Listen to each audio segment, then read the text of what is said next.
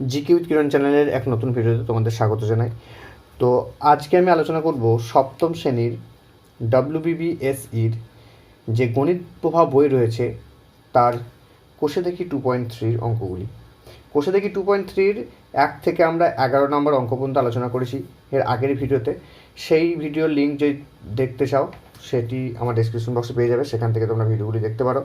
এছাড়াও এর আগের অধ্যায়ের অঙ্কগুলি পূর্বপাঠের পুনরালোচনা থেকে সমস্ত অঙ্কগুলো আমার এই চ্যানেলে আপলোড করেছি, সেগুলো চাইলে তোমরা দেখতে পারো। তো আজকে আমরা 12 নম্বর অঙ্ক থেকে আলোচনা করব। ভিডিওটি যদি ভালো লাগে তাহলে অবশ্যই লাইক করবে এবং বন্ধুদের সঙ্গে শেয়ার করবে। আর যদি চ্যানেলে নতুন হয়ে থাকো তাহলে চ্যানেলটি অবশ্যই সাবস্ক্রাইব করে রেখে দেবে পরবর্তী ভিডিওর নোটিফিকেশন পাওয়ার জন্য। তো চলো আজকে আমরা শুরু করছি 12 দাগের অঙ্ক থেকে। 12 দাগের অঙ্কতে বলা হয়েছে, আমাদের গ্রামের রাস্তা তৈরির জন্য পরপর 4 বছর খরচের অনুপাত যদি 2:4:3:2 হয় এবং ওই 4 বছরে যদি 132 লক্ষ টাকা খরচ হয়, তবে হিসাব করে দেখি দ্বিতীয় বছরে কত টাকা খরচ হয়েছে, প্রথম ও তৃতীয় বছরে মোট কত টাকা খরচ হয়েছে তাই হিসাব করি। তো এক্ষেত্রে দেখো কি বলা হয়েছে, 4টে বছরে কিন্তু খরচের অনুপাত বলা হয়েছে। তো দেখো 4টে বছরের খরচের অনুপাত, তাহলে আমরা কি লিখব, প্রথম বছর ইজ টু দ্বিতীয় বছর ইজ টু তৃতীয় বছর ইজ টু চতুর্থ বছর। ঠিক আছে, তো এই কটা বছরের কিন্তু খরচের তালিকা দেওয়া রয়েছে। তো দেখো সেটি কী রয়েছে, 2:4:3:2। তো এই খরচের তালিকা কিন্তু দেওয়া রয়েছে, এটা হচ্ছে অনুপাত। তো এবার মোট খরচ কত, মোট খরচ হচ্ছে 32 লক্ষ। তো এক্ষেত্রে আমরা কি করি, আমরা প্রথমে আনুপাতিক সমষ্টি বের করি। তাহলে আনুপাতিক সমষ্টি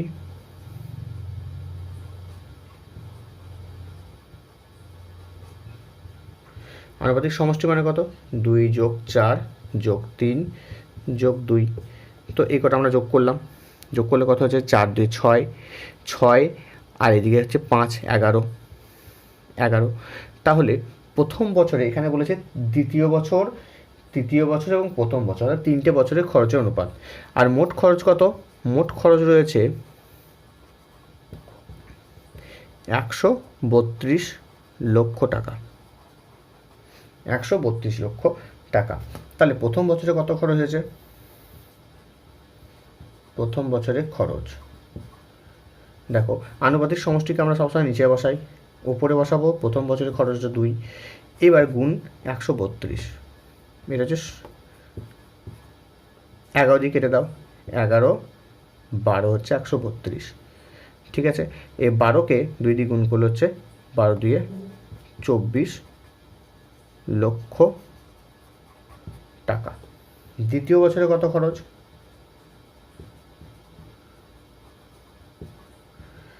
দ্বিতীয় বছরের জন্য 4 পাচ্ছি, উপরে বসবে, আর আনুপাতিক সমষ্টি 11 নিচে বসছে, 132। 11 দিয়ে করলে কেটে যাচ্ছে, 11×12, 12কে 4 দিয়ে গুণ করলে কত হচ্ছে, 12:48 লক্ষ টাকা। তৃতীয় বছরে কত খরচ হবে, তৃতীয় বছরে খরচ হবে, তৃতীয় বছরের জন্য আমরা 3 পাচ্ছি, আর এদিকে আনুপাতিক সমষ্টি 11 গুণ 132, 11-12, 12কে 3 দিয়ে গুণ করলে হচ্ছে 12×3=36 লক্ষ টাকা। ঠিক আছে, 24, 48 আর 36 লক্ষ টাকা। এবার চতুর্থ বছরটা আমরা এখানে বের করতে বলেনি, তাই চতুর্থ বছরটা কিন্তু আমরা বের করব না। এখানে বলেছে দ্বিতীয় বছরে কত খরচ, তাই দ্বিতীয় বছরের খরচ হচ্ছে কত, 48 লক্ষ টাকা। এবার বলেছে প্রথম আর তৃতীয় বছরে মোট কত খরচ, তাহলে প্রথম আর তৃতীয় বছরে মোট কত খরচ হবে সেটা আমরা দেখে নেব। তো প্রথম বছরে হচ্ছে 24, তৃতীয় বছরে হচ্ছে 36। তাহলে প্রথম ও তৃতীয় বছরে মোট খরচ হচ্ছে কত, 24+36 হচ্ছে কত, 60 লক্ষ। ঠিক আছে, তো এইভাবে কিন্তু আমরা অ্যান্সারটি করব। দেখে নেব পরের অঙ্কটি কী রয়েছে। 13 অঙ্কটি রয়েছে, বিনয়বাবু তার অবসর গ্রহণের সময়ে এককালীন 1,96,150 টাকা পেলেন। তিনি 20,000 টাকা বিদ্যালয়ের গ্রন্থাগারে দান করলেন এবং বাকি টাকা তিনি স্ত্রী, পুত্র ও কন্যার মধ্যে 5:4:4 অনুপাতে ভাগ করে দিলেন। হিসাব করে দেখি তিনি কাকে কত টাকা দিলেন। তো দেখো, 1,96,150 টাকা পেয়েছেন, তাহলে 1,96,150, ঠিক আছে, এই টাকাটা কিন্তু পেয়েছেন। এবার এখান থেকে কত খরচ করেছেন? এখান থেকে খরচ করেছেন 20,000 টাকা, ঠিক আছে। তো এই টাকাটা আমরা কিন্তু বিয়োগ দিয়ে দিচ্ছি। খরচ করেছে কিসের জন্য? খরচ করেছে বিদ্যালয়ের গ্রন্থাগারে দান করেছে 20,000 টাকা, 20,000 টাকা দান করেছে। তাহলে এখান থেকে আমরা যদি 20,000 বিয়োগ করি, তাহলে বিয়োগফলটি হবে, দেখো 4টে শূন্য আর 4টে সংখ্যার তলাতে আমরা কী করবো? 0, 5, 1, এদিকে হচ্ছে 6 আর এখানে হচ্ছে 6। এবার দেখো 2, 9 থেকে 2 বিয়োগ করলে হয়ে আছে 7 আর 1, আর 1,76,150 টাকা। এই টাকাটা কিন্তু কি করেছে? তার স্ত্রী এবং পুত্রদের মধ্যে ভাগ করে দিয়েছে। তো স্ত্রী, পুত্র আর কন্যা তাদের অনুপাত কত? টাকা ভাগের অনুপাত, স্ত্রী ইজটু পুত্র ইজটু কন্যা।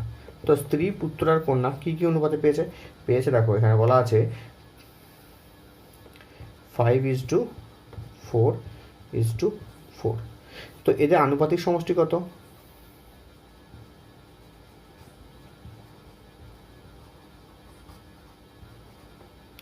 5+4+4, তো 4 4 8 আর এদিকে হচ্ছে 5, মোট 13।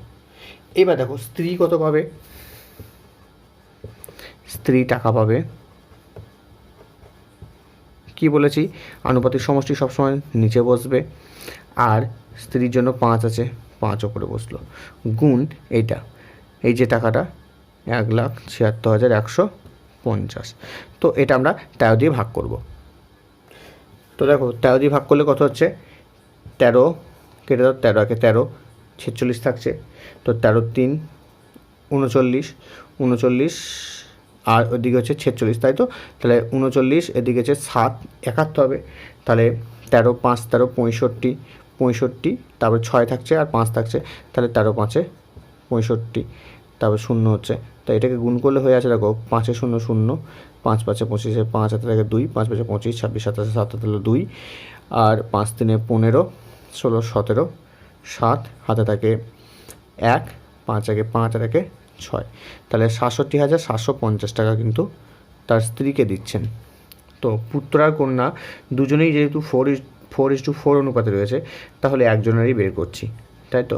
তাহলে আমরা করব পুত্র পাবে,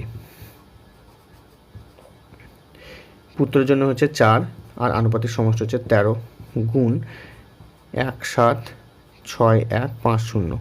13 দিয়ে কেটে দাও, 13 দিয়ে কাটলে হচ্ছে 13 5 5 0।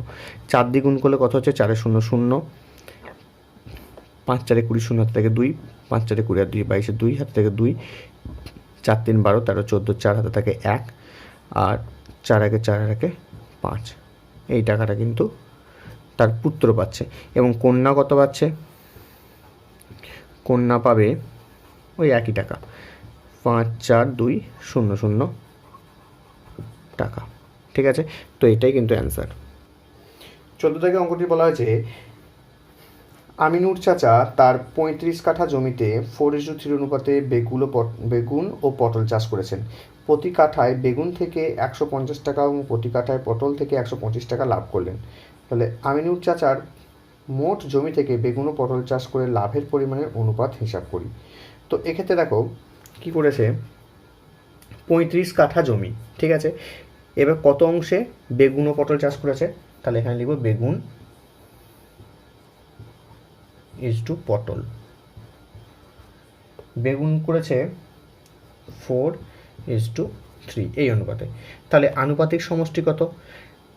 আনুপাতিক সমষ্টি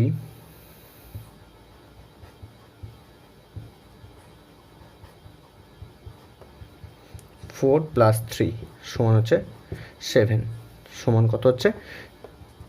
7। আর মোট জমি কত? মোট জমি হচ্ছে 35 কাঠা। ঠিক আছে, তাহলে বেগুন চাষ কত করেছে? বেগুন চাষ করেছে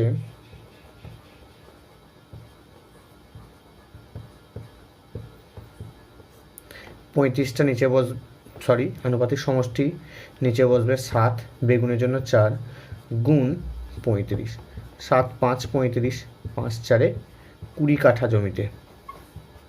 ঠিক আছে, বেগুন চাষ করেছে। এবার পটল চাষ করেছে কত?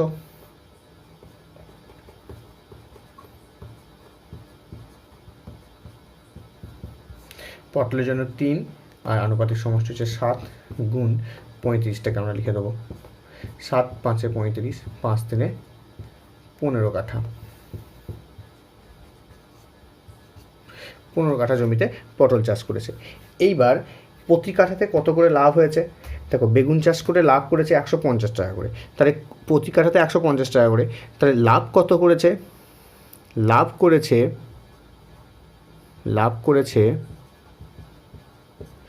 20 কাঠাকে 150 দ্বিগুণ করব, কারণ প্রতি কাঠাতে 150 টাকা করে লাভ করেছে।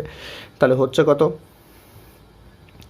এটা লাভ করেছে, এটা হচ্ছে বেগুন চাষের লাভ। ঠিক আছে, আমরা আলাদা করে লিখতে পারতাম, কিন্তু এখানে যেহেতু জায়গা অল্প তার জন্য আমরা এখানে করে নিচ্ছি।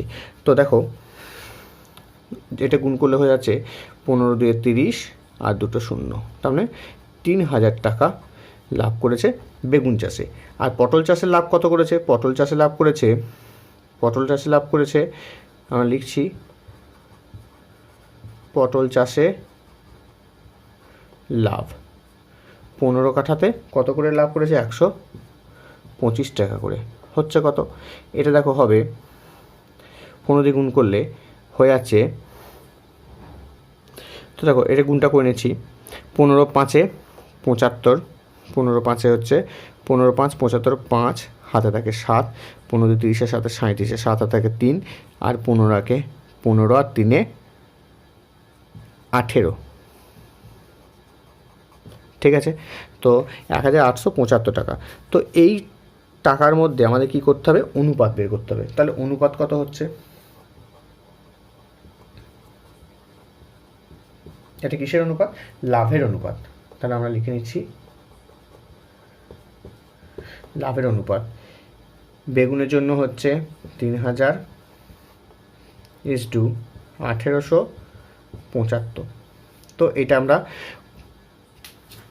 যদি আমরা কমিয়ে আনি তাহলে কত হবে? তো দেখো, এখানে আমরা একবারে কেটে দিচ্ছি, এটা কমাল হয়ে আছে 8:5। তো এটাই কিন্তু অ্যান্সার হয়ে গেছে। 375 করে কাটবে আর কি। তো এটা দেখো 375 করে কাটলে 375 দিয়ে যদি ভাগ করি তাহলে এটা হচ্ছে 8 পাবো, এটা 375 থেকে কাটলে ভাগ হচ্ছে 5 পাবো। তো ওই জন্য অনুপাত হয়ে আছে লাভের অনুপাত 8:5, এটাই অ্যান্সার। তো আজকে আমরা কোষে দেখি 2.3 সমস্ত অঙ্ক সলভ করলাম। এর পরবর্তী ভিডিওতে আমরা পরবর্তী কোনো অধ্যায়ের অঙ্ক থেকে আলোচনা করব। তো ভিডিওটি ভালো লাগলে অবশ্যই লাইক করবে, শেয়ার করবে এবং সাবস্ক্রাইব করে রেখে দেবে পরবর্তী ভিডিও নোটিফিকেশান পাওয়ার জন্য। তো আজকে কেমন টাটা, গুড বাই।